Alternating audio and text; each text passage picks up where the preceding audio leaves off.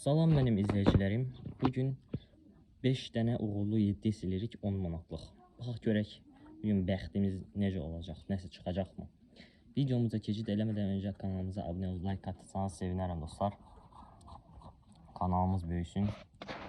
Bu uzun videolarda baxıb görürəm ki, abunələrimiz çoğunluqla belə videolarda olur.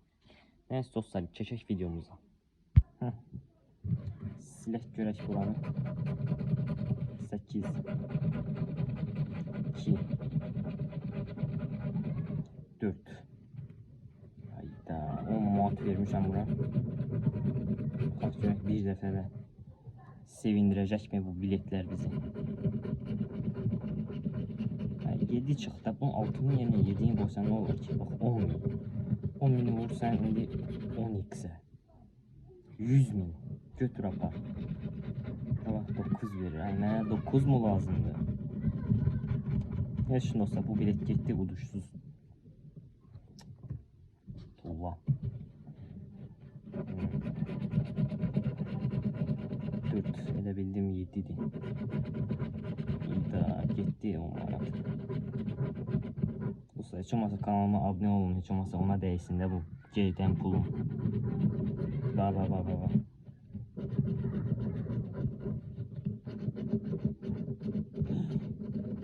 Ay.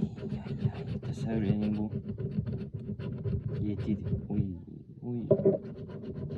Çıxmaz, mənə çıxmaz.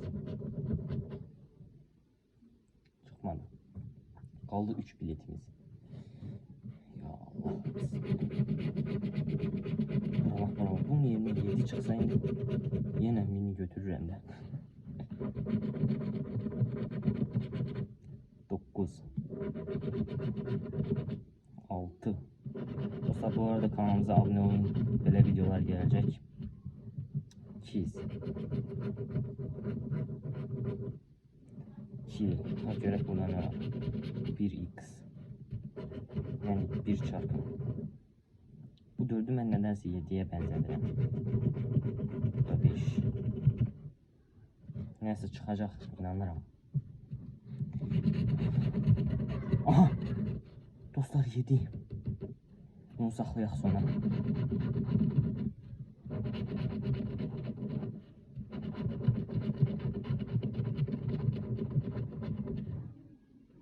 Dostlar bir dənə 7'miz var.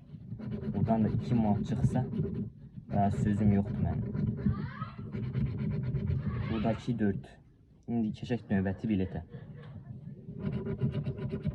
1 9 8 2 3 Aha! Dostlar yenə 7. Bir dənə 7.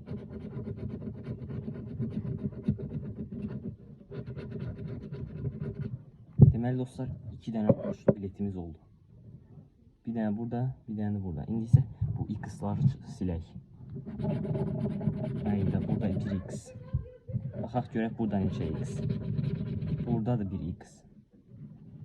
Silək buranı. Hoppa dostlar qəşəng 5 manat. Buradan 5 manat. Baxaq görək buradan.